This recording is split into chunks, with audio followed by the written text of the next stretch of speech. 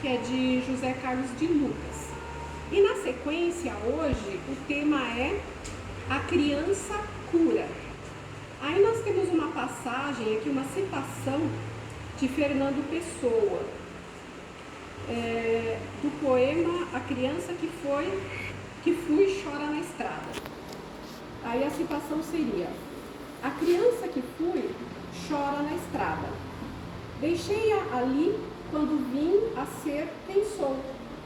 Mas hoje, vendo que sou é nada, quero ir buscar quem fui onde ficou. Então vamos ver o que José Carlos de Lucas nos traz a respeito dessa passagem de Fernando Pessoa. Muitos buscam a saúde para serem felizes. Estamos andando na contramão. Busquemos primeiramente a felicidade e a saúde virá por consequência. Esse é o roteiro proposto por Jesus, ao nos ensinar que deveríamos, em primeiro lugar, buscar o reino de Deus, porque tudo o mais nos seria acrescentado. A saúde é filha da felicidade, é consequência e não causa, é fruto e não árvore. Muitos enfermos vivem mal-humorados, azedos, pessimistas e agressivos. Portanto, não buscam o reino de Deus em si mesmos. E por isso, a lâmpada da saúde não se acende quando a mente está em trevas. A felicidade produz um aroma tão espetacular que atrai todas as coisas boas em seu caminho. A doença se estabelece quando não estamos sendo capazes de sentir felicidade em nossa vida. Onde, pois, encontrar a felicidade? Ela não está fora de você. Não é um carro, uma casa, um emprego, uma pessoa. A felicidade é o produto de um estado de consciência que brota da satisfação de nos sentirmos realizados perante a vida. O homem se realiza quando ele emprega com sabedoria todos os potenciais de sua alma, fazendo aquilo que está de acordo com sua natureza. Em palavras muito simples e resumidas, o ser humano é feliz quando ele coloca alegria em tudo aquilo que faz. E a alegria é um dos melhores tônicos para a saúde. Quando, porém, o homem não realiza o seu propósito de vida, quando não vibra na pauta da alegria, geralmente a alma se entristece, em forma de doenças das mais variadas espécies. Muitos escolhem seus caminhos profissionais apenas com vistas à possibilidade de enriquecerem a qualquer custo. Trocam seus sonhos à custa de obterem status e segurança financeira. Depois gastam o que acumularam em remédios e tratamentos paliativos, pois os buracos da alma não se preenchem com nada que não seja realização de si mesmo. O tédio e o vazio existencial são os agentes nocivos mais perigosos da nossa saúde.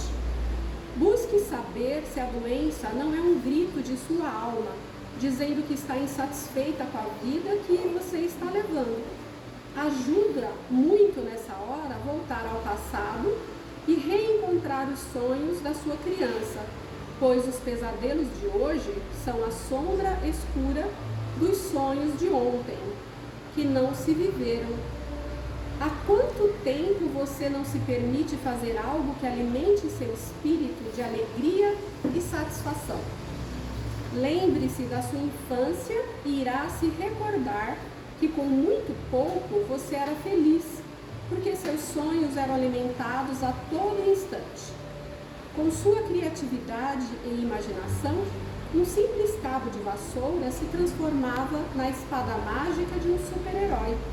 Com uma bola de meia em uma rua esburacada, nos sentíamos como um verdadeiro astro do esporte e tomávamos chuva andávamos descalços, ficávamos no sereno, vivíamos com as mãos sujas de terra, e quando doentes, nos tratávamos com o farmacêutico do bairro.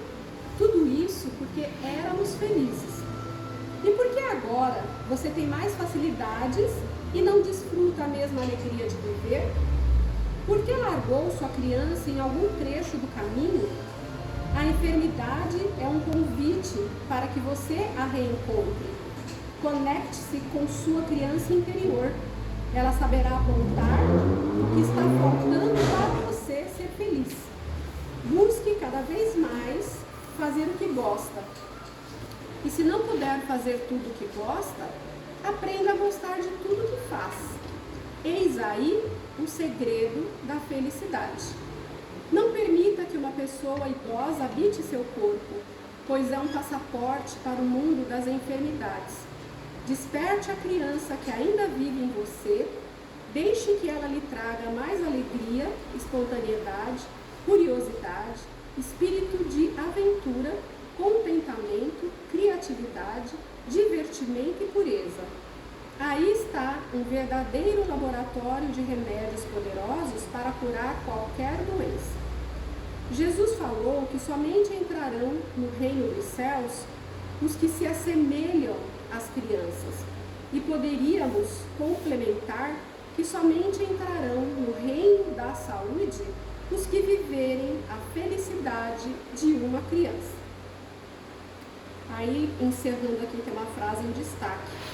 Busque saber se a doença não é um grito de sua alma, dizendo que está insatisfeita com a vida que você está levando. Então, esse texto aqui é um pouquinho longo, mas ele é bastante reflexivo, né? A gente vê que todas as frentes de terapia, psicologia, sempre falam muito a respeito do resgate da criança interior. E não entendo de psicologia, mas isso é algo que é muito coerente, porque na primeira infância é o momento em que o nosso espírito reencarnante está se adaptando e erradicando a sua experiência reencarnatória, onde ele ainda tem uma certa facilidade com o plano espiritual, tanto é que muitas crianças têm muitas vezes um lance de mediunidade que está mais intimamente ligado a essa ligação, essa afinidade mais fácil com a espiritualidade de onde veio. E também é o período em que os pais conseguem fazer um maior resultado em termos de educação, onde a gente tem que observar as más tendências que o espírito já traz, porque está um pouco pequenininho, mas é um espírito antigo, para que a gente possa auxiliar esse ser reencarnante que nos foi confiado a responsabilidade no sentido de melhoria, para que tenha um maior desempenho durante essa encarnação. E é exatamente nesse período em que há a palavra certa não seria conflito, mas para que vocês possam entender sobre tudo aquilo que você traz remanescente em si de outras experiências reencarnatórias, frente ao meio, à família e ao que você tem que se adaptar na vida atual. E muitas vezes a criança vem para onde deveria vir, mas nem sempre é um lar de afinidade. Ou pelo menos não é um lar de afinidade com todos os membros da família, por maior que seja o laço consanguíneo. E nisso eu me refiro a pai, mãe, avó, pessoas próximas que vão fazer parte desse período da vida dela. Então, o que acontece? Existem sempre pequenos conflitos, pequenas coisas que vão surgindo na corrigenda, na educação. Às vezes, por não ser uma relação de tão boa afinidade entre pais e filhos, os pais têm até um quê de menos paciência na educação e na corrigenda daquela criança. E aí a repreensão, às vezes, é feita de uma forma não tão branda, não acolhedora, não tão gostosa, digamos assim. E aí a criança ali, que tem como referência aquelas pessoas naquele momento, que é absolutamente dependente em tudo, pode se sentir sozinha, pode se sentir abandonada, pode se sentir incompreensiva. pode ter alguns talentos que na verdade as pessoas não veem como talento e acham que é rebeldia e coisas parecidas, quando na verdade é uma pessoa que tem iniciativa, que tem uma vontade firme. E nisso tudo a gente vai, muitas vezes, até estragando virtudes que a criança traz, e entra esse conflito de choque entre os valores, crenças e gerações. E aí o que acontece? Muitas vezes a gente encolhe para caber, para pertencer, para ser aceito. E isso torna-se, entre aspas, traumático ao longo da vida. Porque vai surgir na vida adulta situações em que você pode tentar se adaptar demais, porque já vem desde o berço, se encolhendo, mudando para caber, e acaba não desenvolvendo todos aqueles potenciais. É por isso que é importante o autoconhecimento, a leitura, o desenvolvimento de todos os aspectos, né? Espiritualidade, filosófico, psicológico, para que a gente possa ir se encontrando. Porque a espiritualidade, ela traz através de sincronicidades, aquilo que a gente necessita ver, quando eles entendem que nós estamos preparados para assimilar e para desabrochar. É por isso que somos seres incompletos, sempre em construção diária, e nunca podemos achar que o nosso copo está cheio, porque no copo cheio não cabe mais nada, quando na verdade o nosso copo é infinito. A gente sempre tem que ir adquirindo cada vez mais e mais conhecimento em todos os aspectos da vida, porque nós não podemos priorizar apenas o material, nós temos que priorizar também o espiritual, que é o alimento da nossa alma. Então, frente a tudo isso que foi colocado, muitas vezes, por não exercer o papel que viemos trazer ao mundo, por termos os nossos talentos muitas vezes cerceados, mal compreendidos, não desenvolvidos, nós temos uma tendência a um vazio, a um sentimento contrário à felicidade, uma certa insatisfação à vida. Como muitas vezes também podemos ter esse tipo de insatisfação quando a pessoa tem aquela tendência constante de depressão, porque muitas vezes traz arrependimentos e recalques de outra vida por não ter se perdoado, por não ter entendido que naquele momento Deus que sabia, e que essa é uma nova oportunidade, que Deus nunca nos julga e nos pune, né? E isso tudo afeta diretamente a nossa saúde, porque o nosso emocional, ele vem sempre em primeiro lugar. Primeiro se desequilibra a nossa mente, e aí aos poucos nós vamos desequilibrando o nosso corpo fluídico, o nosso perispírito, ou ao menos a gente vai reacendendo pequenas situações que já existem no nosso perispírito, no nosso corpo fluídico, que está ali latente, mas que necessariamente não precisaria se desenvolver nessa oportunidade. Mas o nosso comportamento, as nossas escolhas, a vida que a gente leva, faz com que a gente acabe trazendo isso à tona. Então é por isso que é importante essa conscientização e essa responsabilidade sobre tudo que acontece em nossa vida. Então não adianta a gente se vitimizar e falar assim, eu sou assim porque eu não fui amada, porque meu lar não tinha paz, porque meus pais eram violentos, ou porque eu fui abandonada e porque eu fui adotada. Não adianta. Tudo na nossa vida é fruto das nossas escolhas e das nossas atitudes. E isso é realmente uma conscientização necessária para que a gente abandone o aspecto de vitimização e passe para a atitude ativa, no sentido de melhoria e de corrigenda de tudo aquilo que nos incomoda. Nos incomodou, existe ali algo a ser curado, existe algo a ser visto, existe algo que merece a nossa atenção. E ninguém melhor do que nós mesmos para buscarmos essa corrigenda, essa atenção, esse entendimento. Porque as outras pessoas, ou até mesmo os terapeutas, eles podem se afinizar ao máximo conosco, mas só nós sabemos exatamente aonde nos dói, o quanto nos dói e o que realmente pode surgir que venha a propiciar o esclarecimento, o entendimento que leva à cura. Então nós observamos, né, que as enfermidades, do modo geral, existe aquele enfermo que é bom de ser cuidado e aquele enfermo mal-humorado. Então todo mau humor indica uma mente enferma que é contrária à saúde e à felicidade. Se eu estou mal-humorado, eu não estou feliz. Consequentemente, eu não estou saudável. Mesmo que ainda não tenha se manifestado nenhuma doença, porque a gente vai somatizando, como eu disse, o nosso comportamento emocional vai muitas vezes despertando coisas que estão latentes no nosso perispírito que não necessitariam desabrochar naquele momento ou nessa encarnação. Mas eu acabo criando gatilhos que vêm e traz à tona, né? Então, o mau humor não está diretamente ligado à saúde e à felicidade. A felicidade, que a gente tem que procurar cultivar sempre, como diz o texto, atrai coisas boas, enquanto a doença vem na infelicidade. É por isso que às vezes a gente vê até na internet aquelas frases feitas que diz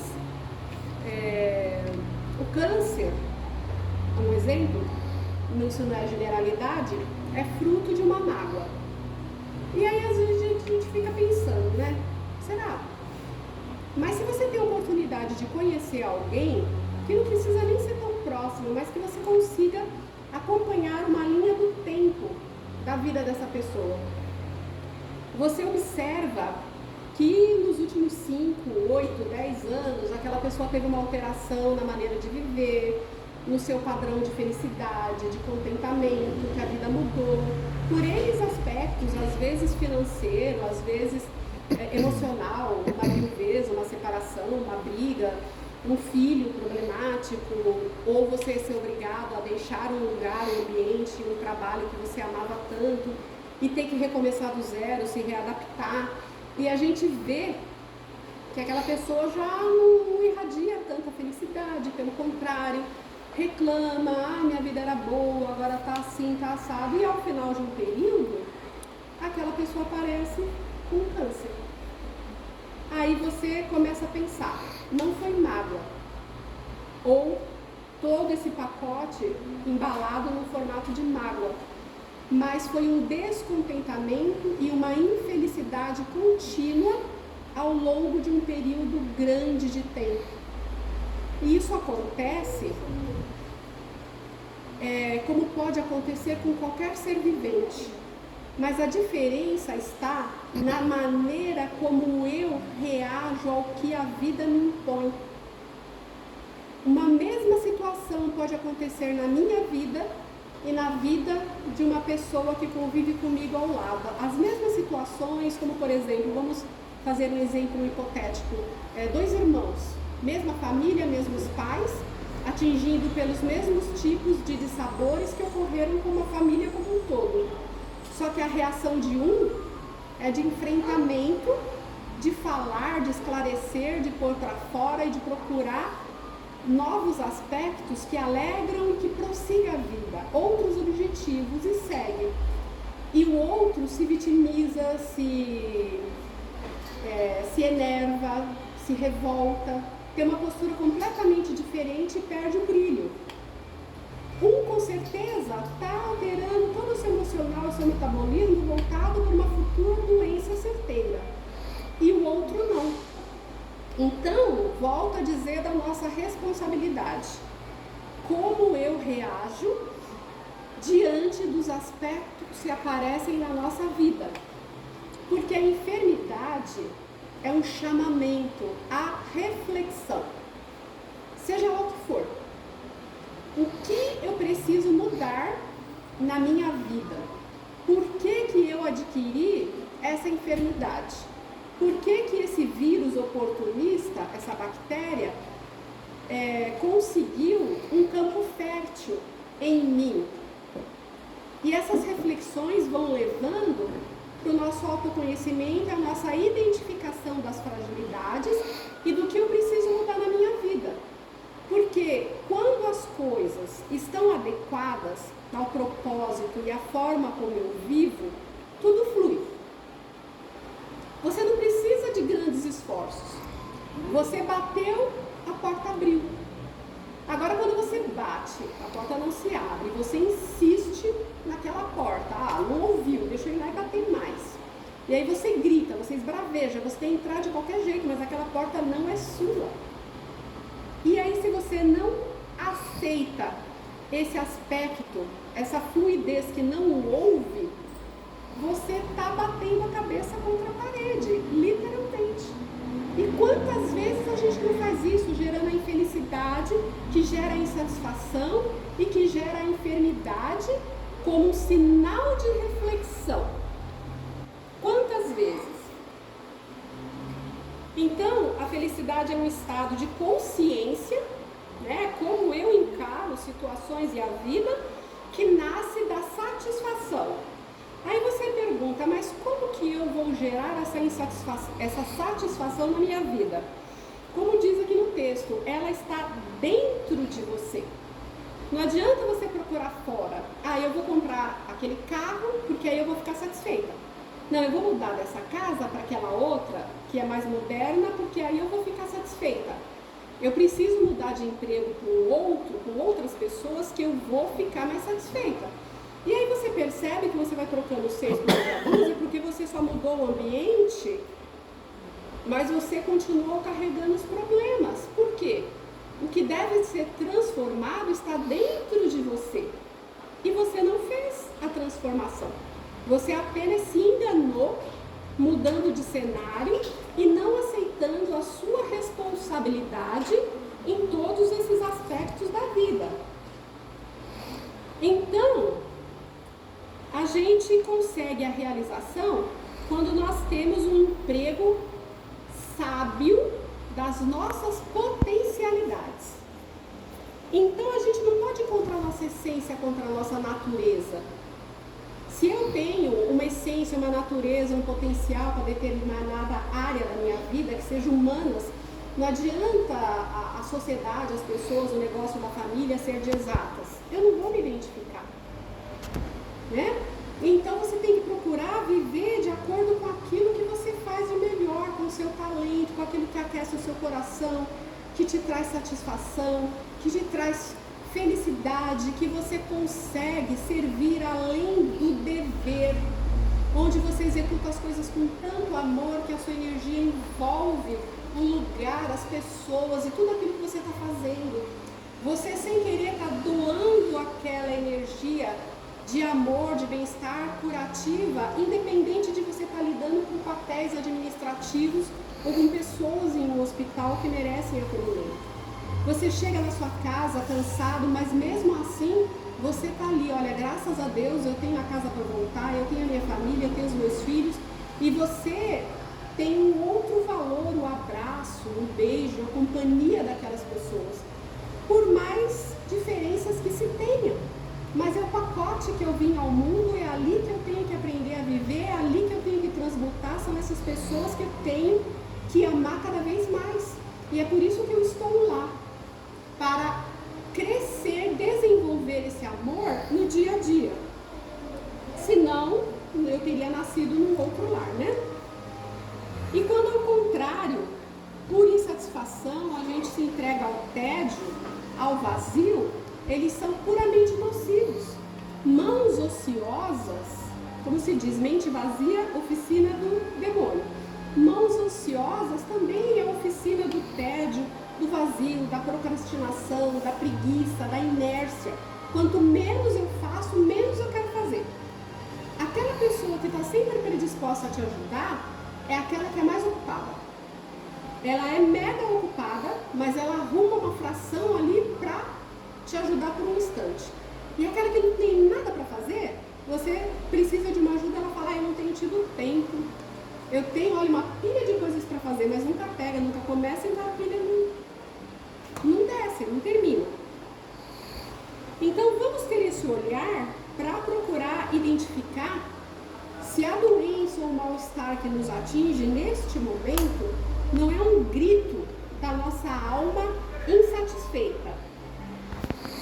E vamos nos mirar na nossa criança interior, de como que a criança ali pura consegue transformar, como diz o livro, uma vassoura num cavalo.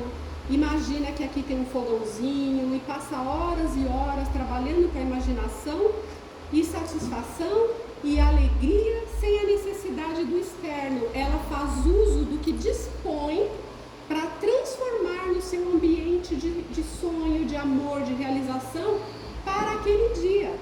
Então vamos nos mirar nas crianças, vamos nos mirar na criança que um dia eu fui. O que eu projetava, o que eu sonhava, o que eu pensava, o que eu queria, o que eu idealizava. Quais eram os meus talentos mais cedo que eu demonstrava ali em casa com a família? Ali está o meu propósito. Então, a gente tem que buscar readquirir essas alegrias, esses sonhos. Se a gente não consegue trabalhar com o que gosta, porque às vezes isso pode ser não uma questão de escolha, mas até uma questão de adversidade. Pode ser que eu tenha desempenhado aquilo muitas vezes, não tenha dado o devido valor em outras encarnações e agora aquilo, apesar de eu ter uma predileção, não me está disponível. Então eu tenho que procurar apreciar e gostar daquilo que eu tenho para fazer no momento. Ou se eu posso, no futuro próximo, desenvolver aquilo que eu realmente gosto, esse período que eu vou levar de tempo até chegar naquele momento em que talvez seja o momento ideal, já com formação, com currículo, uma oportunidade, ele não precisa ser pedregoso. Eu posso e devo aprender a gostar daquilo que Deus me apresentou naquele momento, para que sirva de trajetória e de caminhada até aquele marco em que eu, por merecimento, responsabilidade, atitude, consiga executar aquilo que realmente faz brilhar os meus olhos. Então, não vamos permitir, isso que eu estou falando não tem nada contra idosos, viu gente? Até porque, eu também sou idosa. Não vamos permitir que um idoso more no teu corpo. Você pode ter os seus 60, 70, 80, 90 anos, mas você não precisa se comportar e se apresentar como tal, né? Vamos manter aí a nossa apresentação física cada vez mais bonitinho, vamos usar uma roupinha que combina aí com a nossa faixa etária, é claro, mas que não precisa ser necessariamente de bisavó, nem de vó, né? Vamos ser assim, sempre joviais, com alguma coisa alegre, bonita, e que essa alegria e essa beleza se estenda de dentro para fora e que se complemente com o nosso visual, com o nosso cuidado, com a nossa apresentação, né? Porque às vezes você chega assim num lugar, só porque a pessoa não trabalha fora, não tem aquela atividade, está ali desanimado, 3 horas da tarde, a pessoa ainda está de chinelo de pelúcia, camisolão, cabelo desgrenhado, porque, não vou sair mesmo, daqui a pouco eu vou dormir. Então, que motivação tem? Não vamos permitir que o idoso more no nosso corpo, independente da nossa idade. Pelo contrário, vamos buscar a nossa criança, com alegria, com espontaneidade, com curiosidade, com aventura. Né? Não seja aquele idoso que a pessoa fala assim, vó, vamos ali comer um salgadinho, almoçar fora? Não, vai fazer mal para minha pressão, é tudo salgado, ou então vou chegar lá, é dura, minha dentadura assim não tá mais tão bem, eu tô bem aqui, deixa, vai você, né? Não, vai lá, passa um batomzinho, penteia o cabelo, coloca outra roupinha e vai. Se tá salgado, não come, mas não reclama. Se tá duro, dá uma beliscadinha e fala que tá sem apetite, mas esteja ali em família, participando daquele momento, vendo pessoas, tendo interação, participando do mundo, conhecendo, aprendendo, vivendo. E aí tem a citação que nós vimos aqui, do que Jesus disse, né? Que entrará no reino dos céus os que se assemelham às crianças. E José Carlos de Luca arrisca dizer que que entrará no reino da saúde os que viverem a felicidade e a espontaneidade de uma criança. Não importa se eu tenho 5, 10, 15, 20 anos pela frente, mas que eu viva cada dia com a espontaneidade, com a curiosidade, não me sentindo idoso para fazer absolutamente nada, até porque se estamos todos aqui reunidos é porque nós temos uma crença na reencarnação e na vida após a morte. E todo conhecimento será levado para a espiritualidade e ficará latente para uma próxima experiência reencarnatória. Então não se sintam velhos para nenhuma atividade, para estudo, para conhecimento, para trabalho, para passeio. Não morram em vida, não cultivem possibilidades de enfermidade, cultivem a satisfação, a felicidade, a saúde. Assim vocês poderão realmente serem felizes e saudáveis. Então é essa a colocação que eu tinha que fazer para vocês a respeito do tema de hoje. Espero que ele cale fundo no coração de cada um de nós, inclusive no meu. E muito obrigada pela atenção. Muita paz a todos.